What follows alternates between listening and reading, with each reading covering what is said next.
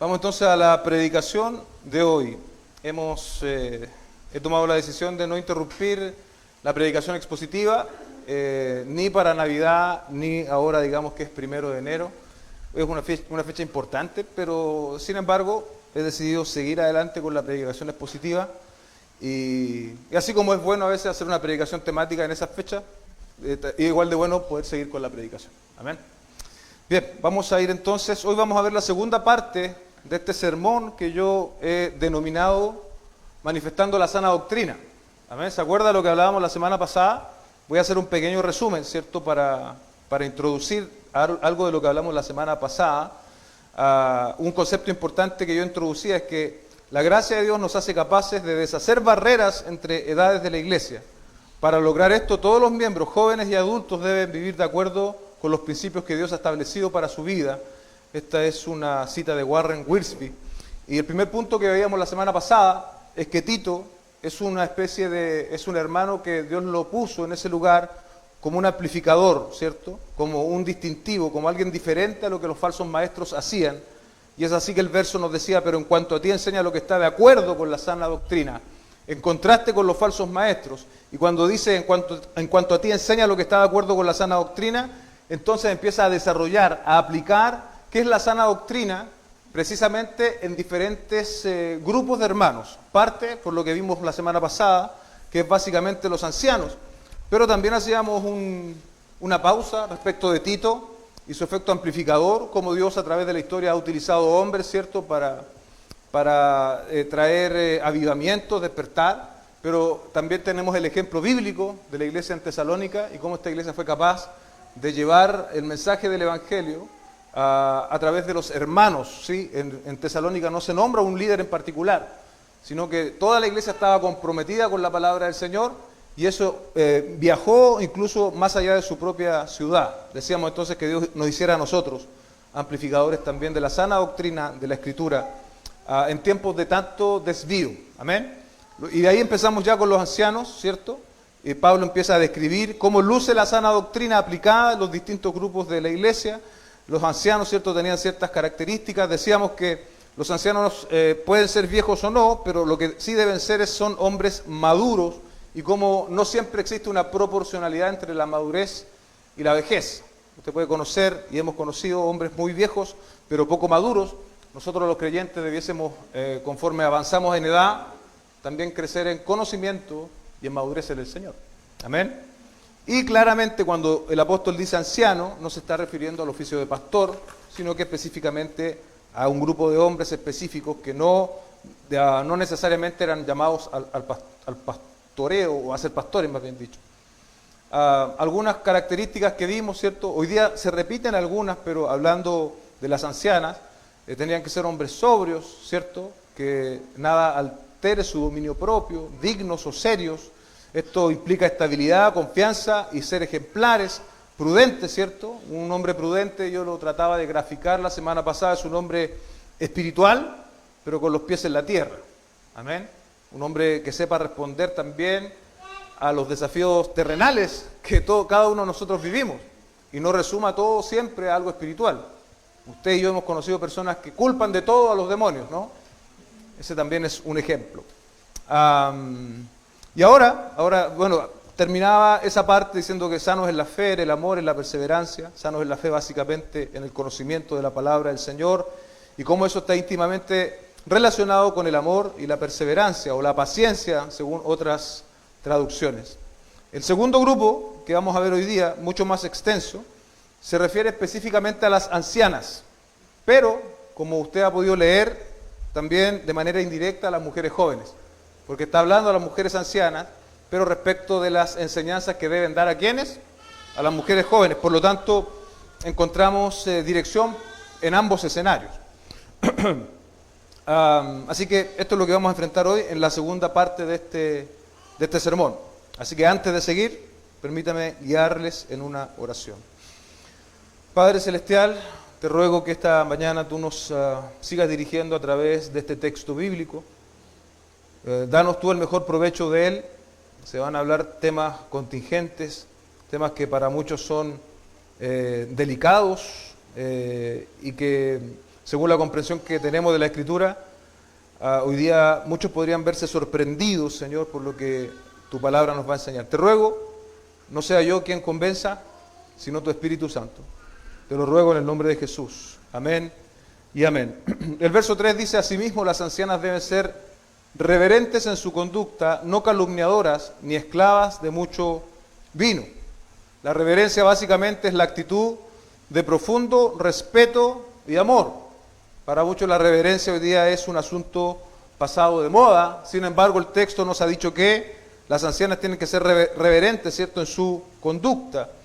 Estamos precisamente en tiempos de empoderamiento femenino, ¿no? Suena antónimo, ¿cierto?, a decir que una persona tiene que ser reverente. Pero la reverencia, la sumisión, es el diseño que Dios ha dado. Amén. Es la relación del hombre con la mujer. Aquí siempre es bueno enfatizar y decir, porque el cristianismo no es una religión machista, pero tampoco es feminista. El cristianismo se corre por el riel del diseño de Dios. En el diseño de Dios, tanto hombre como mujer tienen la misma dignidad. Amén. Tienen el mismo valor. Y lo más importante, tanto por los hombres como por las mujeres, Jesucristo pagó un gran precio. Amén. Su propia vida. Amén. Por lo tanto, eso es lo primero que tenemos que entender al enfrentar textos como este. Pero, y ahí está, ¿cierto?, la condición o la diferencia. Los roles son diferentes. Amén. Los roles que Dios ha asignado tanto al hombre como a la mujer son diferentes. Y son diferentes porque Dios, en su infinita sabiduría, sabe hacer las cosas de manera armónica y funcional. Amén. Y cuando el hombre desafía esa armonía, obviamente vamos a cosechar los frutos de nuestro desvío. En la actualidad, la cultura ha desafiado, ha ignorado tal vez como nunca antes en la historia el diseño de Dios, y hemos comenzado a ver producto de ese desafío cuando la cultura rechaza, ¿cierto?, los valores judíos cristianos. La sociedad comienza a hundirse en la inmoralidad. Amén.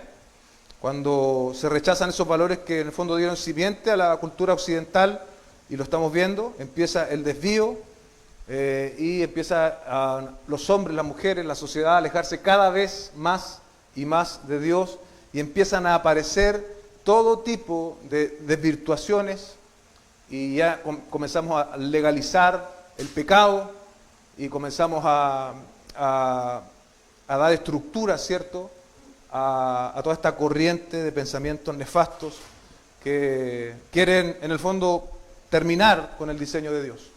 Amén. La primera calificación dice no calumniadoras, las mujeres no calumniadoras. Dice una definición, falsas acusadoras. La palabra griega, escuche bien, es diablas, para hablar de acusadoras. La palabra griega es diablas, que significa literalmente calumniadoras, que buscan chismes y que los van regando, que los van divulgando. Esto dice también otra vez Warren Wiersbe. Uno de los pecados más comunes en la iglesia de Cristo debe ser el chisme. Amén. Y entre nosotros los cristianos, aún en iglesias como la nuestra, esto lo hacemos, hermano. Tenemos que pedirle al Señor nos dé la integridad de que si vamos a hablar de alguien, se lo digamos siempre de frente. Y aunque usted pueda comentar algo de alguien con otra persona, asegúrese siempre de volver y decírselo cara a cara. Amén. El chisme es un verdadero veneno, un verdadero cáncer, ¿cierto?, que hace metástasis en el cuerpo de Cristo, y puede llegar, si no se detiene a tiempo, puede llegar a causar grandes catástrofes. Pidámosle al Señor nos dé integridad. Si usted sabe algo de alguien, no lo disemine, sino que busque el conducto regular de eso. En chileno, ¿cierto?, diríamos, no sea cagüinero, y en venezolano diríamos, no sea brollero, para que usted aprenda un poco. Y en colombiano, no existe la palabra, es una nación santa. Esto es verdad para hombres y para mujeres. Amén. A veces los hombres decimos, no, las mujeres son cagüineras. Pero si usted es honesto y yo soy honesto, no lo hacemos nada de mal. Amén. Así que el Señor nos ayude, porque claro, el texto está hablando a las ancianas, pero de hecho encuentra aplicación en cada uno de nosotros también. Se nos vuelve a repetir esta idea, tal vez en términos diferentes, ni esclavas de mucho vino. Otra vez, los requisitos del pastor apuntaban a lo mismo, en el caso de los ancianos que vimos la semana pasada también. El vino representa esta sustancia que inhibe el autocontrol, el dominio propio. Pablo a los Efesios 5:18 les escribe: y no se embriaguen con vino, en lo cual hay disolución, sino sean llenos del Espíritu. Me gustó la traducción de la NBI porque dice: no se embriaguen con vino, no se emborrachen con vino, que lleva al desenfreno. Amén, al desenfreno, al descontrol. Al contrario, sean llenos del Espíritu. ¿Qué nos hace entender este texto?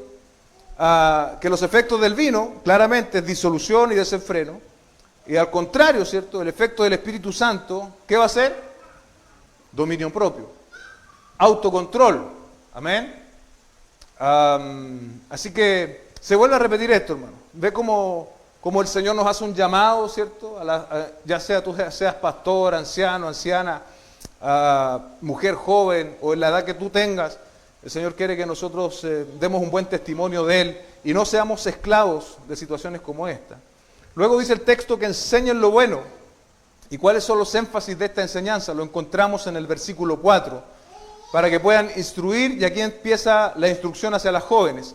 A las jóvenes a que amen a sus maridos, amén, a que amen a sus hijos, a que sean prudentes, puras, hacendosas en el hogar, amables, sujetas a sus maridos, para que la palabra de Dios no sea blasfemada. Y bueno, aquí entramos en terreno chico, por decirlo así. Vemos primero una responsabilidad de enseñanza de las mujeres respecto de las mujeres más jóvenes.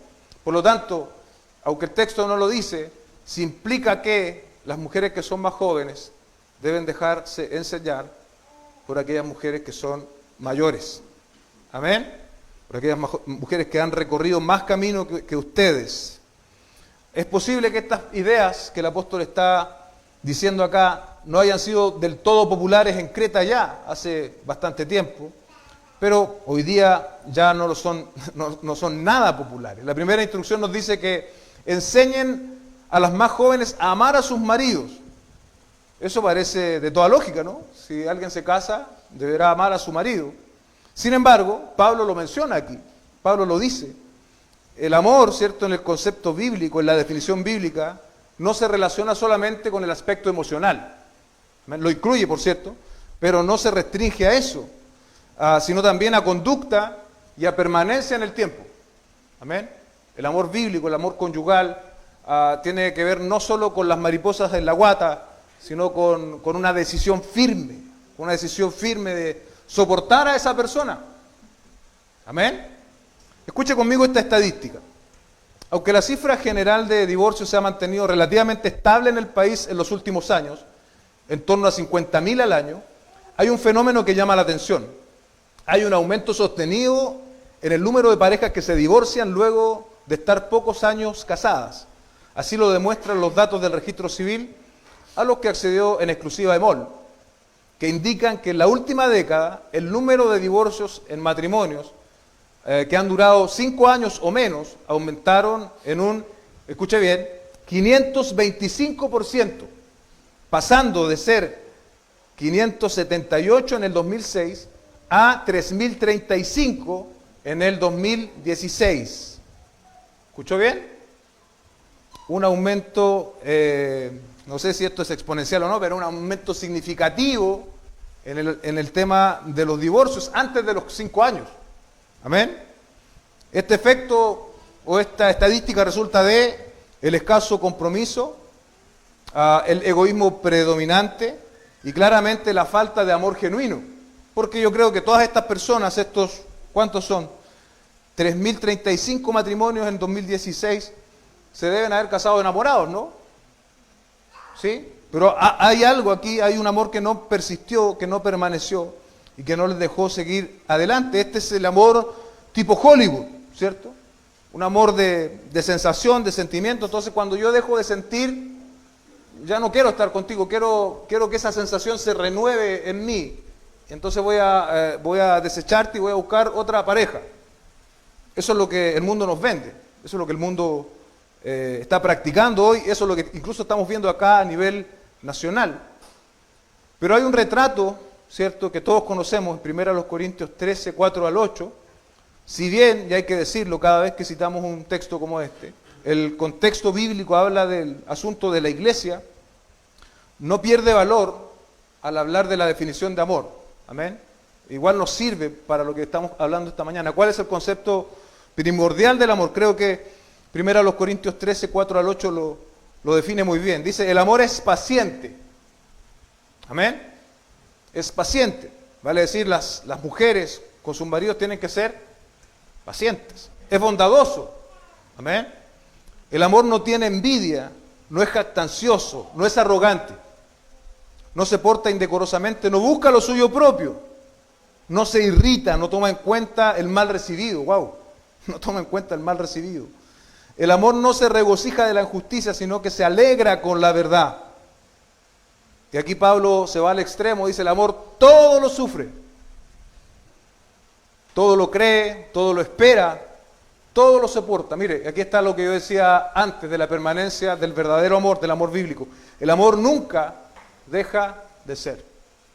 Amén. El amor nunca deja de ser. Al hablar de amor, ¿cierto? Esto va en ambas direcciones. Desde las mujeres hacia los hombres y de nosotros los hombres hacia las mujeres. Debemos, por lo tanto, definirlo como lo hemos hecho recién y aplicarlo desde lo que la Escritura nos enseña. Efesios 5, 22, 25 dice lo siguiente: las mujeres estén sometidas a sus propios maridos como al Señor, porque el marido es cabeza de la mujer, así como Cristo es cabeza de la iglesia, siendo él mismo el Salvador del cuerpo. Pero así como la iglesia está sujeta a Cristo, también las mujeres deben estarlo a sus maridos en todo. Maridos, amen a sus mujeres. Quise incluir este texto para balancear un poco la enseñanza. Maridos, amen a sus mujeres, así como Cristo amó a la iglesia. Y ahí ya quedamos nosotros en problema. Porque ¿cómo Cristo amó a la iglesia? Sin condiciones, sin ningún tipo de restricción, sin que la iglesia pudiese darle algo a cambio. Maridos, amen a sus mujeres, así como Cristo amó a la iglesia. Y se dio a sí mismo por ella. Vale decir, el amor de nosotros los maridos hacia nuestras mujeres tiene que tener estas características. Estas prescripciones que hemos leído recién en Efesios están atadas a la relación de Cristo con la iglesia. Por lo tanto, no podríamos decir livianamente, eso es otro contexto. La sumisión o la sujeción que se exige ahí era de los tiempos bíblicos. No, acá lo está atando a la relación de Cristo con la iglesia.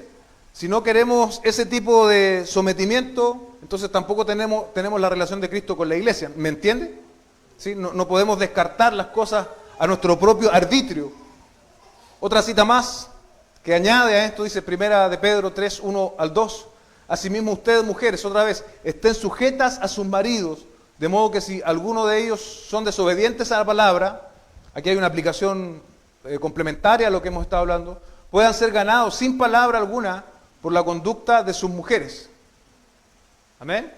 Es decir, una esposa cuyo esposo es incrédulo o quizás está algo alejado de la vida de la iglesia, de la vida de Cristo, tiene en la sujeción un modo bíblico de ganarse a su esposo. ¿Se da cuenta?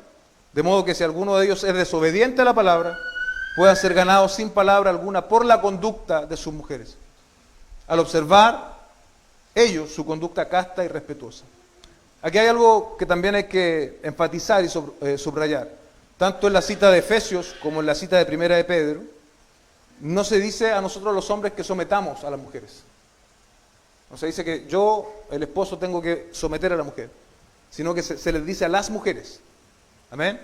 Las mujeres, en la voluntad renovada por el Espíritu Santo, se sometan a sus maridos. Amén. Y ahí también hay un punto interesante. Amén. Porque también muchas veces desde los púlpitos se enseña esto de la sujeción. Entonces llega el marido a su casa y llega levantando la voz y si yo te tengo que someter. No. La mujer en la relación que tiene con Dios tiene que sujetarse a su marido. Tiene que dar evidencia de lo que estamos hablando esta mañana, de esa sana doctrina, de ese cambio interior que Dios mismo ha operado en ella. Lo segundo es que amen a sus hijos. Otra vez parece algo obvio, ¿no? ¿Qué madre, salvo alguna por ahí que hemos visto, ¿cierto? Que a veces vemos en noticias, pero es algo muy extraño. Pero yo creo que todas las madres aman a sus hijos. Y es más, yo creo que en la esfera del humano probablemente no hay amor como el de la madre. Amén.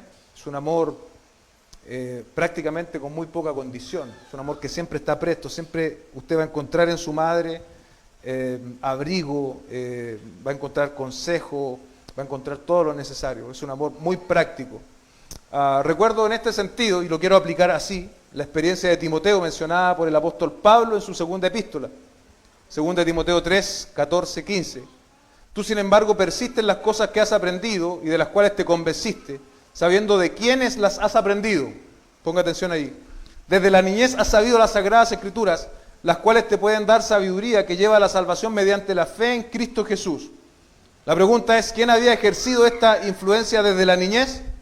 Lo encontramos al comienzo de la misma epístola 1:5.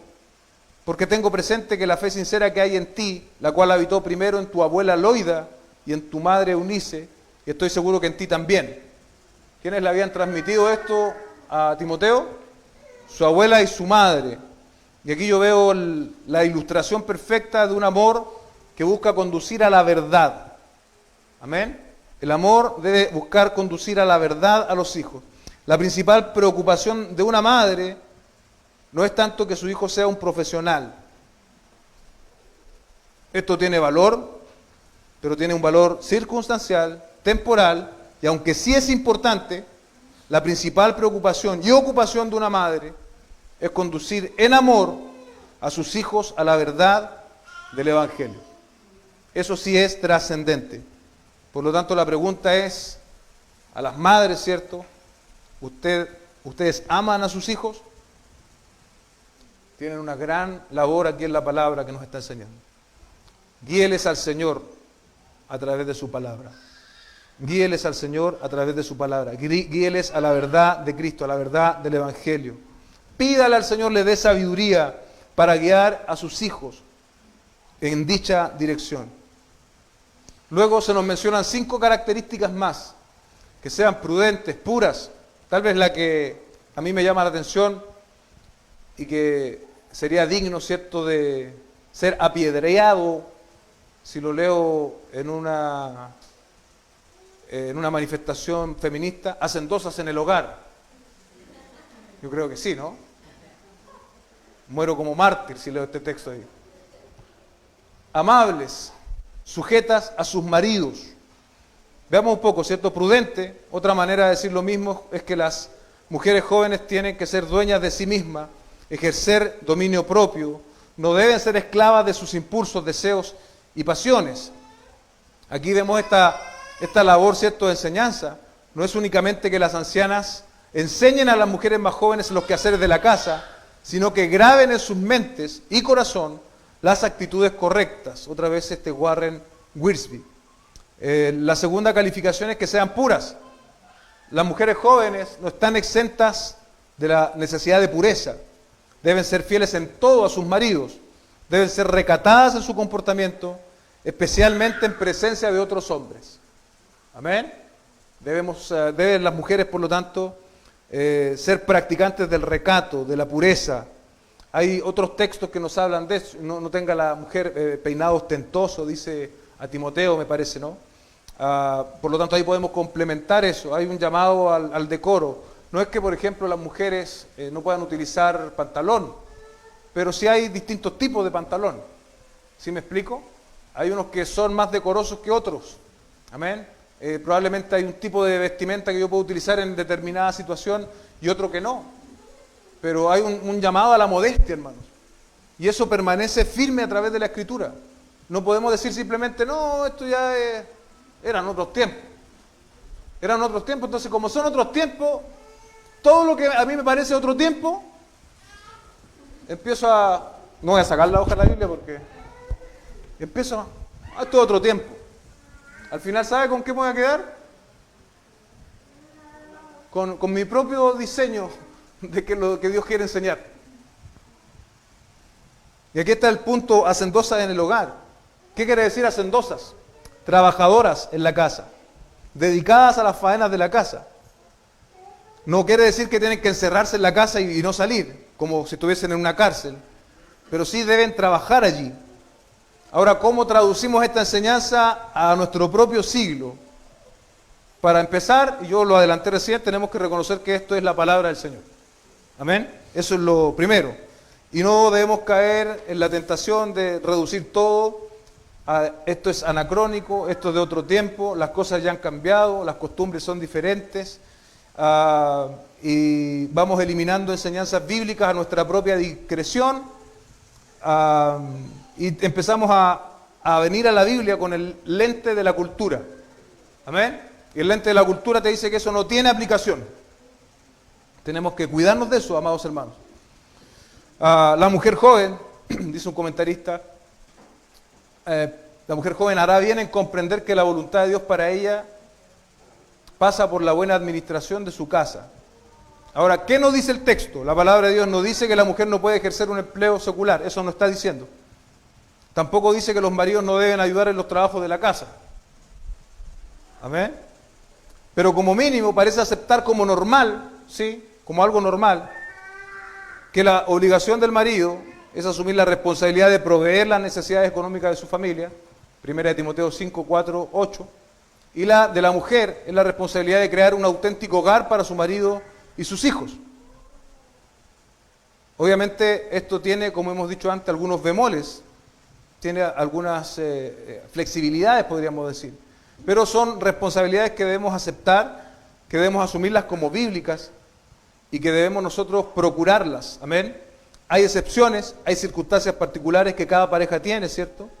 La viudez, la invalidez física, emocional de cónyuges, la imposibilidad de encontrar trabajo. Ahí alguno de los dos va a tener que asumir esta labor de provisión, bien digo. Si en el matrimonio hay una buena relación de amor y diálogo, todo será posible, pero en principio el marido tiene que asegurar la provisión de la casa y la esposa tiene que asegurar que la casa siempre esté en condiciones para dar abrigo, seguridad y calor a todos sus miembros. ¿Qué es lo que hoy hemos hecho, hermano? Yo creo que ahí está uno de nuestros pecados como sociedad y tal vez como iglesia también. Hemos convertido en regla la excepción. Amén. Y la cultura nos ha empujado en esa dirección y no nos hemos puesto a pensar cuáles son las consecuencias de dicho acto. A veces hemos sobreenfatizado y dado más relevancia al tema económico que a lo que la Escritura nos está enseñando. Luego dice el texto que sean amables. La rutina y las obligaciones que asume una mujer en su hogar pueden inhibir esta virtud, ¿cierto? La propia rutina, los propios quehaceres pueden despertar en la mujer una antipatía constante, pero sin embargo la gracia del Señor es capaz de convertir a una persona frustrada en amable. Pero aquí está el consejo, ¿cierto? La sinergia que se debe producir con las mujeres más adultas, ¿sí? Con esas mujeres que ya han recorrido, con esas mujeres que ya tienen hijos grandes, hijos independientes, cómo lo han hecho, cómo lo enfrentaron. Yo creo que cada uno de nosotros piensa en su propia madre y los desafíos que ellas enfrentaron para criarnos. Yo soy hijo, por ejemplo, de 4 hermanos, el menor de 4 hermanos. Y cuando mis padres nos cuentan sus historias de lucha, de alcance, de incluso muchas veces pasar penurias económicas, de restringirse mucho, uno queda asombrado, Y es necesario recoger, amados hermanos, esa enseñanza. Nosotros los más jóvenes debemos recogerla, debemos oír a quienes ya han transitado antes ese camino. Cuanto más en nuestro texto esta mañana las mujeres, ¿cierto? Las mujeres más jóvenes. Busque, aquí en la congregación hay mujeres que son más adultas, que son ancianas, podríamos decir según el texto. Busque ahí consejo y dirección también, porque son instrumentos que Dios ha dado a la iglesia para ese propósito. Ahora, finalmente, mire lo que persigue esta actitud piadosa y de enseñanza de parte de las ancianas. hacia las mujeres más jóvenes y todo lo que hemos dicho antes. Para que la palabra de Dios no sea blasfemada. Nuestro testimonio, o particularmente el testimonio, ¿cierto?, de las ancianas, de las mujeres más jóvenes, afecta a lo que la gente dice y piensa respecto de Dios y respecto de su palabra. Yo ya perdí la cuenta de las veces que me han dicho: yo conozco una persona evangélica. Y ahí viene, después desencabezado, le pega a su señora, yo escucho los gritos de mi casa, anda con la Biblia en la mano, pero es una persona pendenciera, no sé, muchas cosas que uno siempre escucha respecto de, entre comillas, personas evangélicas de mal testimonio. ¿Qué están haciendo estas personas? Están haciendo que la palabra de Dios sea blasfemada. Probablemente muchos de ellos ni siquiera son genuinos creyentes. Con todo están haciendo que la palabra de Dios sea blasfemada.